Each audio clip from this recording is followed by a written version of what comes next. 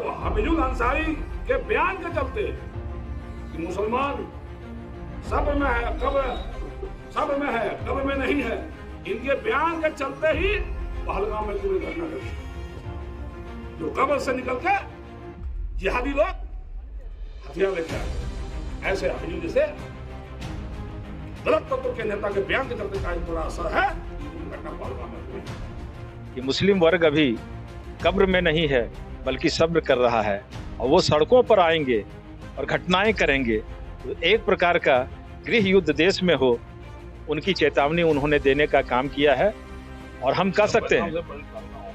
और यही घटना से पहलगाम में घटना घटी है। देश जब अपने 28 पर्यटकों की शहादत पर मातम में डूबा है, जब हर दिल में गम है, आंखें नम है और गुस्सा उबाल पर है, तब भी कुछ नेता जिन्हें इस दर्द से ज्यादा अपनी राजनीति की रोटियां सेकने की फिक्र है।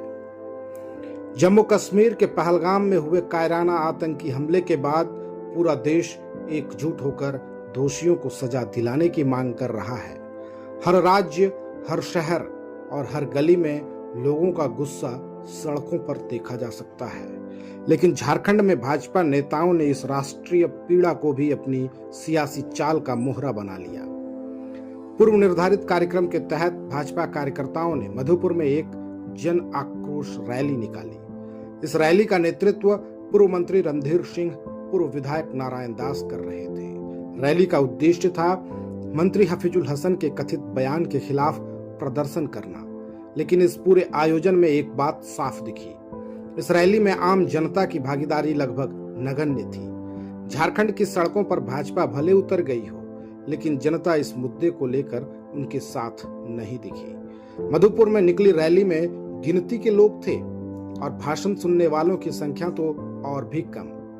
ऐसे में सवाल उठता है, क्या देश की शहादत का भी राजनीतिक फायदा उठाना अब आम हो गया है? भाजपा नेताओं ने मीडिया को दिए बयान में पहलगाम की दर्दनाक घटना को भी मंत्री हफीजुल के पुराने बयान से जोड़ने की कोशिश की। अब हफीजुल अंसारी के बयान के चलते कि मुसलमान सब्र में है, सब्र में है, कब्र में नहीं है, इनके बयान के चलते ही पहलगाम में पूरी घटना घटी। जो कब्र से निकल के जिहादी लोग हथियार लेके आ गए, ऐसे हफीजुल जैसे गलत तत्व के नेता के बयान के चलते का बड़ा असर है घटना पहलगाम में हुई कि मुस्लिम वर्ग अभी कब्र में नहीं है बल्कि सब्र कर रहा है और वो सड़कों पर आएंगे और घटनाएं करेंगे। तो एक प्रकार का गृह युद्ध देश में हो, उनकी चेतावनी उन्होंने देने का काम किया है और हम कह सकते हैं। और यही घटना से पहलगाम में घटना घटी है। ये वही क्षण था जब देश एकजुट होकर शहीदों को श्रद्धांजलि दे रहा था और इधर कुछ नेता इस घटना को अपने सियासी हथियार की तरह इस्तेमाल कर रहे थे। आखिर कब तक शहादत पर सियासत होती रहेगी? कब तक धर्म, जाति और भाषा के नाम पर जनता को बांटकर वोटों की खेती की जाएगी?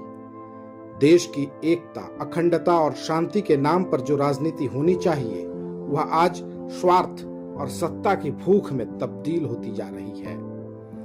देश के हर नागरिक के दिल में एक ही आवाज निकल रही है, शहीदों की शहादत को सियासत का मुद्दा मत बनाओ। न्यूज लाइन के लिए प्रिंस समद के साथ रामचंद्र झा की bureau report. Welcome to Mothers International Academy, where education goes beyond textbooks and creates a foundation for lifelong success. At Mothers International Academy, we believe that learning should be engaging, innovative and empowering students the platform to showcase their talents. At Mothers International Academy, we are committed to nurturing young minds in a safe, supportive and dynamic learning environment, ensuring that every student reaches their full potential. Join us at Mothers International Academy. Admissions open now.